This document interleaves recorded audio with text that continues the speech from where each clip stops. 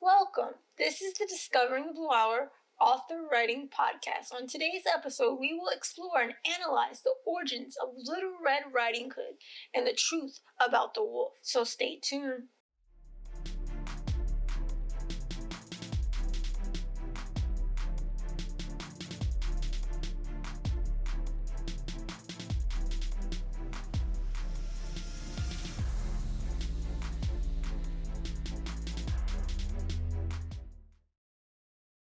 Hi, welcome back. And you're listening to the Discovering the Blue Hour podcast.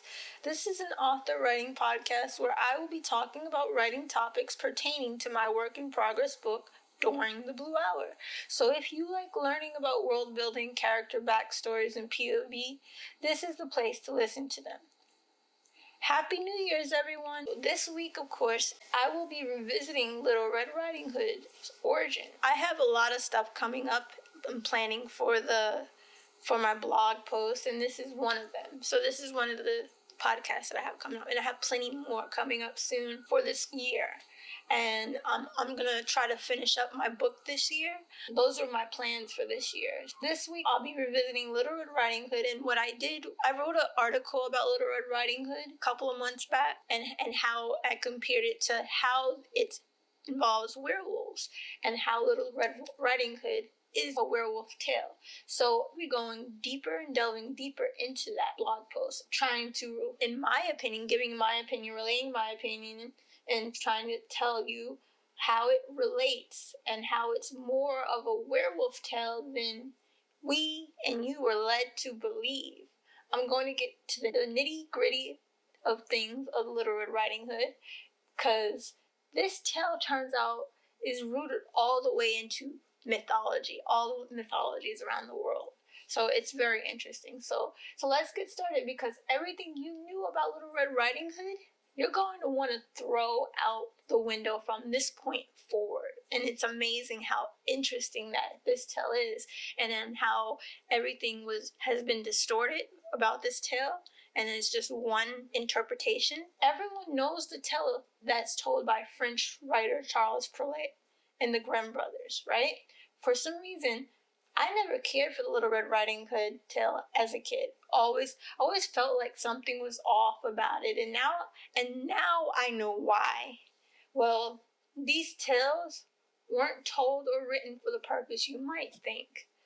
Those tales, Little Red Riding Hood and women's sexuality and the virginity of women and the wolf being the sexual predator, all came later. It's probably a new concept with the Little Red Riding Hood tale, and it came later in like the 18th century to the present. I'm going to delve deeper into it, and I'm going to tell you about the deeper reasoning behind Little Red Riding Hood, because to understand Little Red Riding Hood, we're going to have to understand the origins of the wolf and its meaning within the story itself, and the ancient people who started to tell the tale of Little Red Riding Hood within of itself. The wolf is very important, and the werewolf is very important. So let me go on and tell you about that.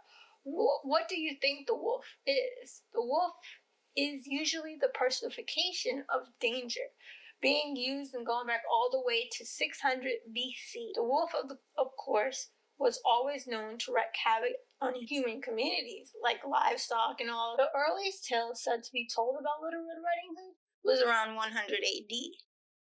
As early as the 10th century in France, oral versions of Little Red Riding Hood would refer to the wolf as a werewolf. Yes, you heard it right, a werewolf. See how interesting this is going to get? It's starting to get interesting, because they never referred to him as just a wolf. He was strictly a werewolf. We will look into the century versions of Little Red Riding Hood, but first let's go even further and delve into what a werewolf actually is. And I know you know what a werewolf is, but let's go deeper and see how it's connected to Little Red Riding Hood. Let's go even further out of the spectrum of Little Red Riding Hood to define the werewolf and the wolf altogether. Word werewolf translates to literally man-wolf, with the word were from Old English meaning man. Therefore, werewolf is a man that can turn himself or shapeshift into a wolf while retaining and assuming wolf-like mannerisms. The wolf in mythology is usually known simply as a trickster. So a couple of months ago, I wrote an article about tricksters in mythology and in fiction called Who is the Trickster in Fiction? I'll list the link down below so you can read it if you want. I want you to answer this question. What is a trickster? While you're thinking about that, let me answer the question for you. Tricksters are commonly archetypes, characters used in folklore, fiction, and mythology. In some Native American cultures, mythology, along with the wolves and other animals, they walked and talked like man and were respected and revered. But even though they were respected, the Native American tribes stayed away from the wolves and some other animals because they were tricksters. Tricksters are cunning and intelligent, conniving characters. Sometimes they are there to warn the others. Sometimes they are up to no good, but they have no allegiance to anyone. They usually turn the tides for their own benefit. In some Native American cultures, they represent uncertainty, but it's always like a male character, and he loves to cause confusion.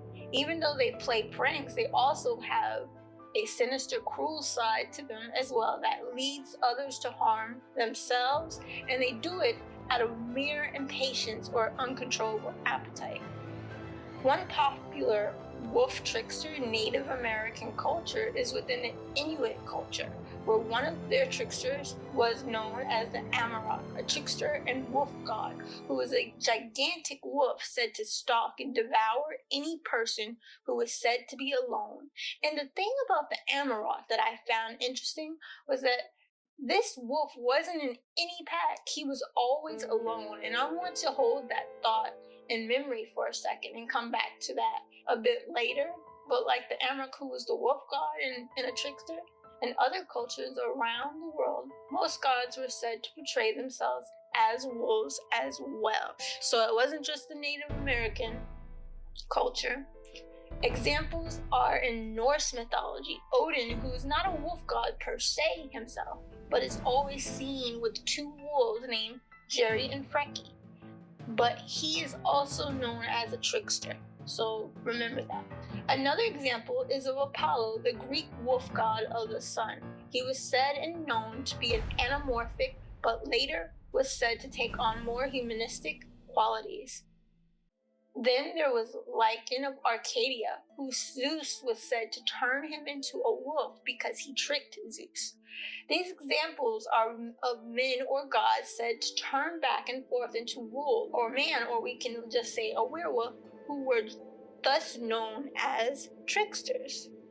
Not to mention, both in European cultures such as the Norse culture and in Native American cultures, there was strong beliefs in men being able to don the skin of a wolf and behave as wolves, and most likely, if you are in the crowd, to believe literally become a wolf. Now that we know this, let's go back and look at Little Red Riding Hood. The first recorded version written down of Little Red Riding Hood was around the 1870s. That was retold by folklorists, and the story was called The False Grandmother, which was similar to an Italy version. The Italy version, instead of a wolf, it was like a orc. So in this story, the wolf literally convinced Little Red Riding Hood to eat her grandmother. Every tale up to that point was basically about the murderous, gory wolf. The gods of our so-called mythology were also still prevalent in the minds of the medieval people all the way up until the 17th century. Some say or believe that because of their beliefs and superstitions of the god, that Little Red Riding Hood is really an interpretation of an ancestor myth from the 1st century Norse mythology. Yes, you heard it right, Norse mythology. The Norse myth tells the story of Skuld and Sol. Skuld being the wolf whose only purpose is to eternally chase Sol, the goddess of the sun, until he devours her. And it being said, Skuld represents the wolf in Little Red Riding Hood, and Little Red represents Sol, and in fact Little Red Riding Hood is ultimately a tale about the cycles of the natural world. And I want to come back to the thing that I mentioned earlier about how all wolves are usually in packs. Okay, so if you notice in Little Red Riding Hood, the wolf is not in a pack. He is alone, just like all the wolf gods in mythology around the world. But why is that? Is the wolf in Little Red Riding Hood really a trickster wolf god like in all the mythical stories? If you sit back and actually take a moment, digest, and think about the wolf in Little Red Riding Hood, he is not an ordinary wolf. He plans, he connives, let's be real, he has the intelligence of a human, not like a regular wolf. He even mimics human speech so much in a way that he is able to trick Red in her grandmother. And if you really think about it, he seems to have all the traits of the trickster and wolf god and werewolf, and most certainly the uncontrollable appetite. You have to remember the origins of Little Red Riding Hood also comes at a time where there was also werewolf trials going on in the different countries of European countries. And I wrote a detailed blog post about that as well, and I'll list that down below. These strong beliefs in werewolves were around still at the time when Little Red Riding Hood was first thought to be told, around the village fires. But at those time periods, they were afraid of actual werewolves because of the werewolf trials. You want to ask yourself why? It was just a fairy tale and myth, right? There was always a reoccurring theme in the beliefs of Germanic people where they were always telling stories about the dangers of the wild and how to keep safe from wolves and other creatures such as malevolent spirits that were a threat to humankind. Once again, I ask you the question, why? Unless all those creatures, including the werewolf, were real and actually something to be afraid of. And if so, what reasoning did the wolf god werewolf figure of Little Red Riding Hood have to mutilate the grandmother and eat her, thus tricking Little Red Riding Hood? Could he have had a vendetta against Red and the grandmother? Did the grandmother in some way anger the gods and Red just got caught up in the middle of all the trickery and boredom? Could he have in fact been real, making Little Red Riding Hood not a fairy tale, but a true historical crime of mythical proportions like the werewolf and witch trials? Of course, we will never know the truth, but this tale had to come from somewhere and be more than just about the budding sexuality of adolescence and or rape. Whatever it is, I would love to continue to go beyond the tale than just the recent interpretations of our current Little Red Riding Hood tale. What is your opinion about the origins of Little Red Riding Hood? Do you believe the wolf was actually a werewolf? Let me know in the comments below. Let's start a dialogue about it. Next time's episode, I will be delving into my work in progress novel's world. So if you like this episode and you want to tune in to next time's episode, like, follow, download, and share this episode. You can also interact with the podcast on Gab at During the Blue Hour. Discovering the Blue Hour podcast is now exclusively free only on discoveringthebluehour.com. I will be posting podcast episodes earlier sometimes, and if you would like to listen and see those episodes, they'll be on the website. Leave your comments and suggestions for future podcasts. I would love to hear from you. Let's start a dialogue. Also, if you like this podcast episode and you want even more content, take a journey through our website where you can discover all the exclusive content pertaining to the work in progress during the Blue Hour. There are short stories, important information about the podcast, blog posts, novel concept videos, and more. Okay, thanks for listening and see you next time.